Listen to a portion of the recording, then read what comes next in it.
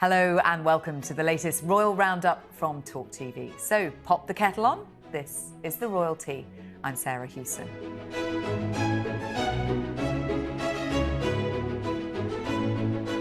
Coming up on today's show, the Princess of Wales receives a unique honour. Prince Louis turns 6 and an A-list star reveals a mystery royal has been up to no good. Joining me today to discuss all that and more are Newsweek's chief royal correspondent Jack Royston and Royal Ascot podcast host Christine Ross. Hello to both of you. Hello. Now, the Princess of Wales has received a unique honour from the King in recognition of her years of public service. After being appointed to the Order of the Companions of Honour, Catherine has been made a Royal Companion of the organisation, which was founded by King George V in 1917 to recognise outstanding achievements in the arts, sciences, medicine and public service. It is the first time that a member of the royal family has been appointed in the Order's century-long history.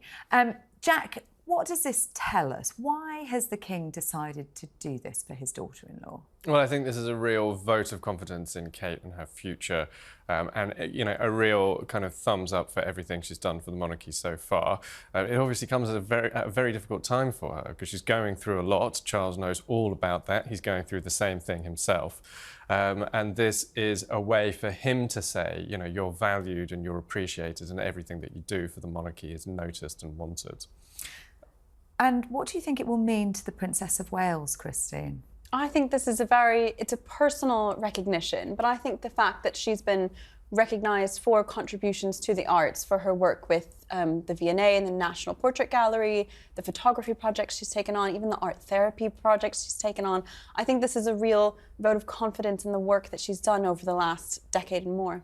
I think it's also wonderful the people who she's alongside and who have previously received this accolade themselves, the other people within this order, because it's so focused on the arts and because it's so focused on some quite exciting areas. She's alongside people like Sir David Attenborough, Winston Churchill is part of this order.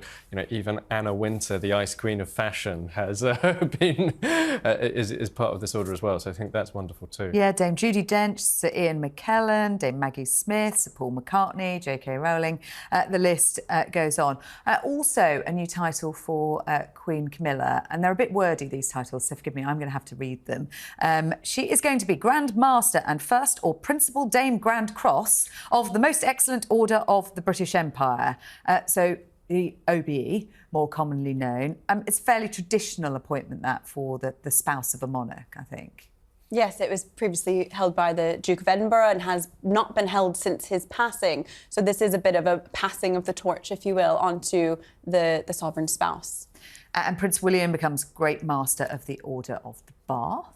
Yes, exactly. So again, from William's point of view, obviously nothing will beat the title of king, which is coming down from life for him at some point in the future. But it's another way to just really cement the new era of the monarchy under Charles, but also with the top 3 most senior royal family members alongside him, all being given new honours, new recognition. So I think this is, it's still an important moment for them. And for William too, it goes alongside, a whole host of other titles that you have. Prince of Wales, obviously, also being most senior among them. But it's a bit of good news in a time when, both sides of that family are really struggling. Yeah, and of course, one of the orders that we might know most about is the Order of the Garter, because of course they have that ceremony in Windsor and we see them on all the robes and the plumes. 2 new members of the Order of the Garter, the Duchess of Gloucester and Andrew Lloyd Webber as well, will be taking part. I think that Sir Andrew Lloyd Webber was particularly honoured by this and posted quite an emotional reaction on social media, which was very sweet. And it's nice that we can see how important these honours are. They're not just letters behind their name. It's not just sort of, for their Wikipedia page. This actually is a huge honour that the King's bestowing upon them. I mean, Jack, for an American audience, these are quite archaic, aren't they? Completely archaic, but what fun. Do they mean? Yeah, no, it's completely archaic, but that's a big part of the fun, I think, particularly the outfits. One thing that you get with joining the Order of the Garter is you get to go to Garter Day, which is over the summer. And like you say, the big plumes and the crazy outfits, which I think that's part of what a lot of Americans love about Britain, is that we do still do this stuff, and it matters. So yeah, what does it all mean? I suppose for some people it probably is genuinely a fantastic networking opportunity, because the people they get to brush shoulders with on Garter Day. They have a big dinner, and you meet the great and the good of society, you know, alongside the Duchess, you know, the Duchess of Gloucester joins Prince William, who's also part of the Order of the Garter. Slightly less to be shouted from the rooftops of Prince Andrew as well.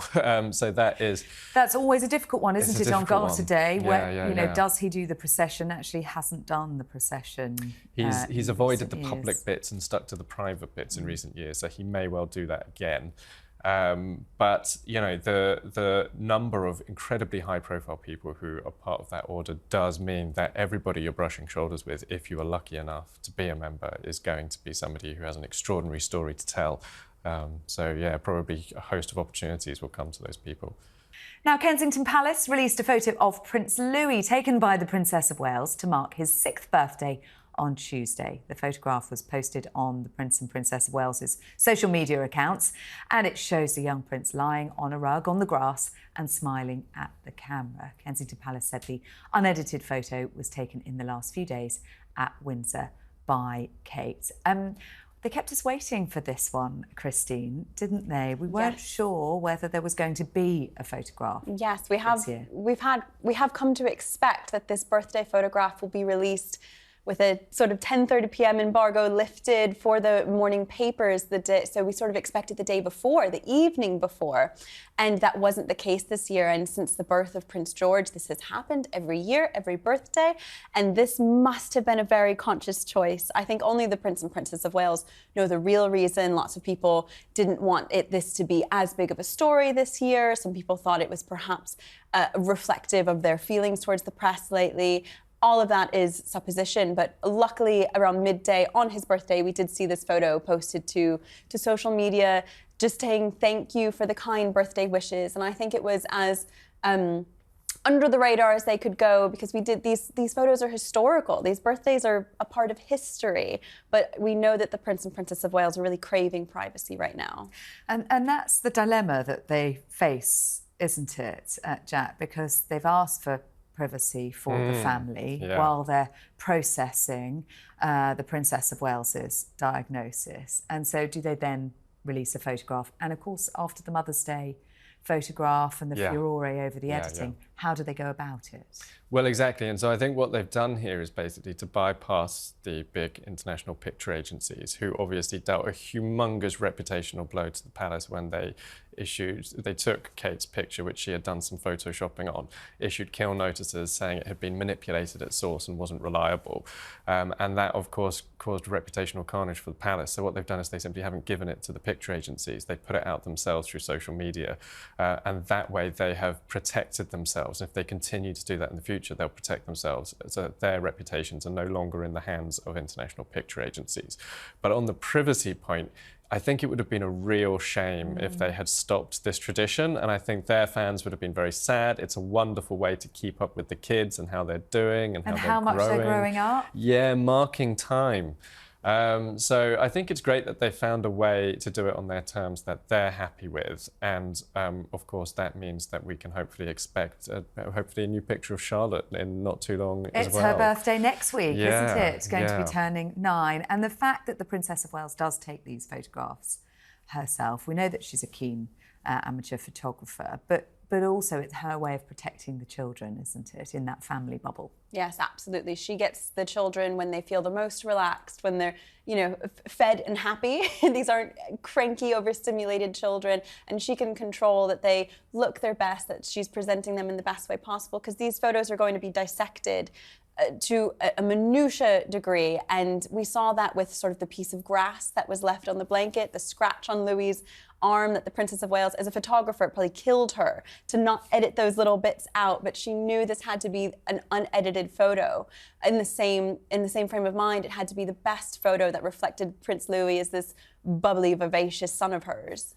And that's the point, and the reason why people so look forward to these photos. I mean, Louis is an absolute favourite, isn't he? That little cheeky chappy. Yes. And you think back to the scenes around the Platinum Jubilee and the coronation as well. I mean, he's just delightful. He's rapidly becoming everybody's favourite royal, I think. Give the crown to Louis, because he could never do anything bad with it. No, he's a wonderful little boy, and he's just got so much life and energy, and he really looks like a kid who loves life. He's He's very expressive. He's very kind of open with his emotions, both the good emotions and the difficult emotions, because when you're that age, there are always going to be difficult emotions, especially watching something long and drawn out.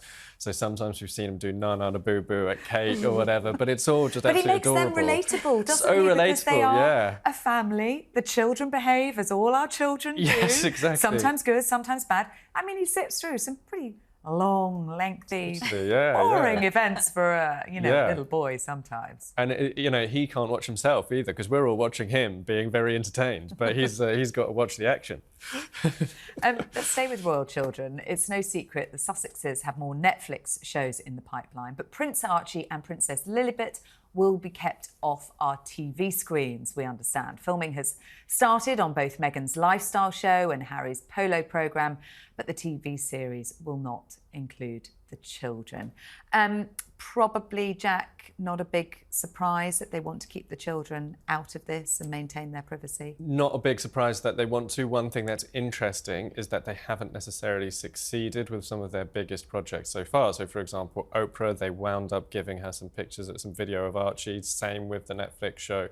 So what I think this suggests is that maybe some of the pressure on them to deliver has lifted a little. Netflix got their big hit with the Harry and Meghan documentary at the end of 2022. And so do you think when they were doing those, they were under pressure? We need to see a bit more of family life. Yeah, I think they would have been under pressure to give as much as possible and to really make sure that that landed and that they were earning the huge amounts of money that they've been promised by Netflix. So if they are drawing a line now, if they're able to draw a line now and say, we're keeping the kids out of this, that suggests that maybe Netflix feel like they've made a lot of their money and are a little happier to just let Harry and Meghan do their own thing. I mean, it kind of makes sense with Harry's polo documentary as well, because, the kids are very young. It's not their thing. Meghan's lifestyle documentaries could have been, very much Meghan at home, but they're not going to be. It's not going to be filmed at their home in Montecito. No, I think from what we've heard about American Riviera Orchard, it's quite aspirational. And even the little preview clip that we saw, that's not her home. That almost looked like a cottagey scene that they had set up where she's dancing around in this little cottage. I think that they're going to design these programs separate from the children. They are clearly trying to rebuild a brand, which is why I think these projects are separate in a sense. Although Meghan does seem to take part in the polo series in some way, it's more Harry's project. We know American Riviera Orchard is very much Meghan's project. And I think this is a lot of its brand building, its reputation building, and they might be purposefully extracting themselves from that family life, from the presence of their children, both to protect them and to sort of make it unnecessary for the children to be there.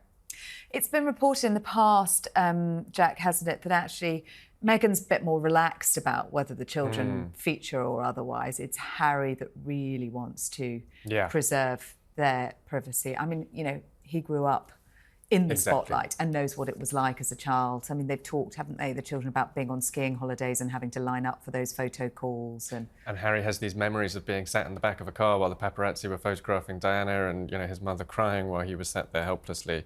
So, yeah, he really knows what it's like to be a child in the public eye. And even just stepping out onto the balcony of Buckingham Palace as a kid and looking at all these huge crowds who are there to see you. Yeah, I mean, we just talked about Louis and what it's like for him. Yeah. But it must be overwhelming, completely overwhelming. And so he's clearly decided that he wants to try to give them something that he feels he didn't have and put a bit of a bubble around them.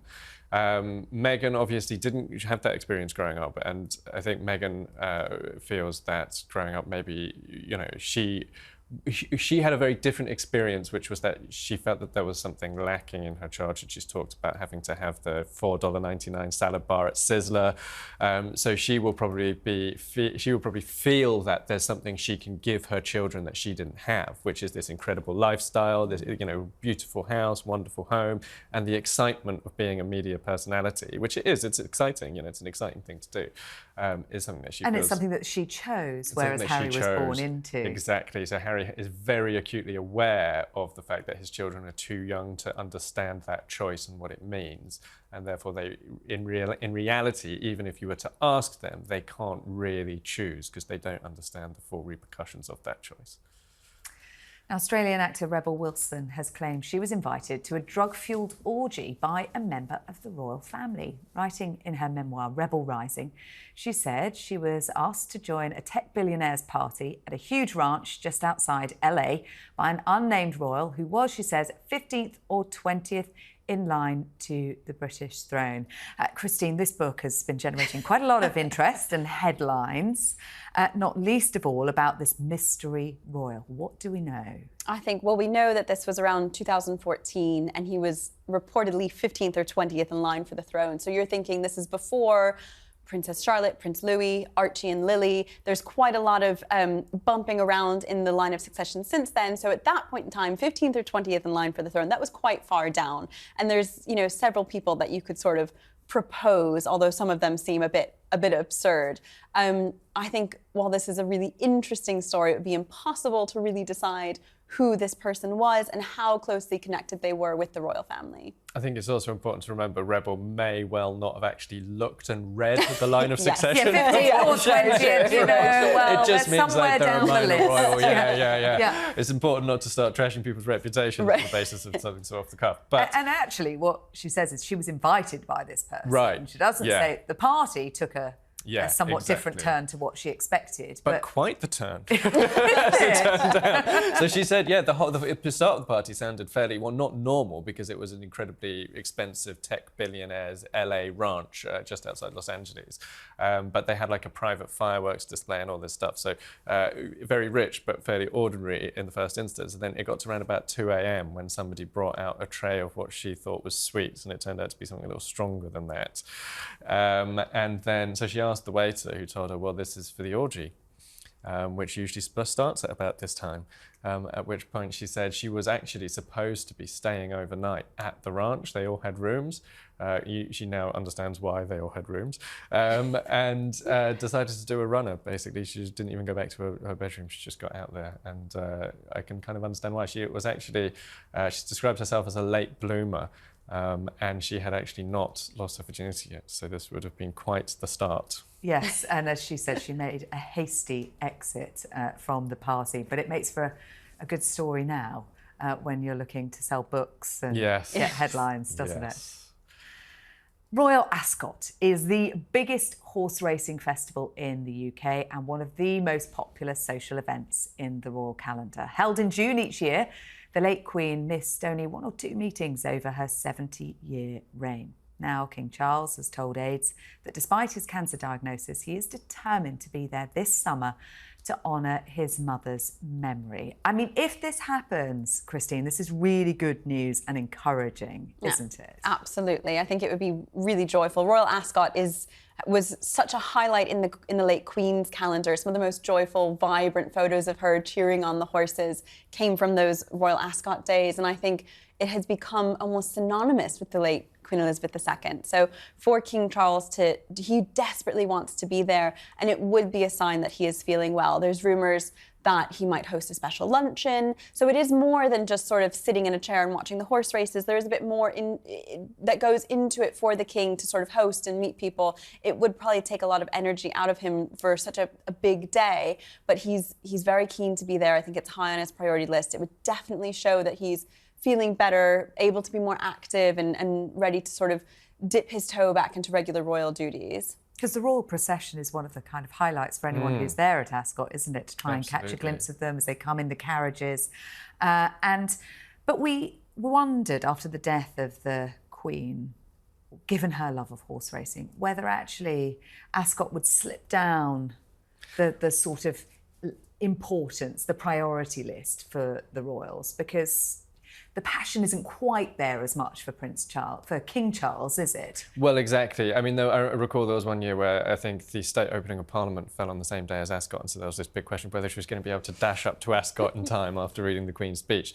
But it is different for Charles. I mean, he does own horses, some of which will be competing, so there's a big pull for him there. But on the other hand, he's juggling a whole series of major potential events over the summer, one of which is Trooping the Colour, which is 1 week before. Now, very, very, very unlikely we're going to get him taking part in the parade. I don't think he'll be reaching for his bearskin anytime soon. Yeah, on horseback. On horseback, yeah.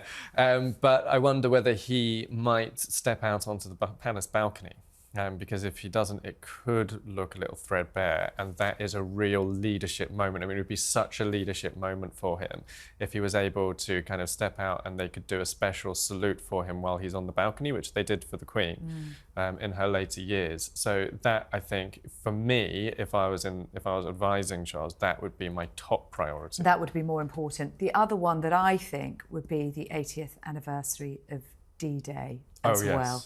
Hugely significant moment to commemorate, and the royals will certainly want to be a part of that. Yes, I think so. I think, as Jack said, we are looking at these huge historic events, and without the royals, threadbare is the great word for it, because this is usually their place, their role is to commemorate these events as heads of state for the United Kingdom. So I think for such a huge anniversary, the 80th anniversary of D-Day, we really need a royal presence there, because they bring a bit of pomp and ceremony to these historical occasions. And I think without the King being readily available, the Princess of Wales has often represented the family at these sorts of occasions, it would look a little less glittering and a little less honour to such a historical moment. I think it's also important to remember as well, though, it's really important what you look back on, and Charles will know this as a man of his vintage who has so much to look back on. He will know that how you feel in 5-10 years' time is as important, if not more important, than how you feel in the moment. And he's not going to regret missing Ascot, but he may well regret looking back on the 80th anniversary of D-Day and not having been there.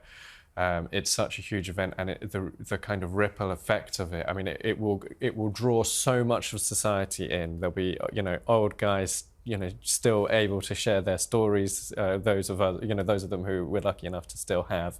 It will be all over all the papers. It will be all that everybody is talking about at that time. And I think it would mean a lot to Charles to be part of that.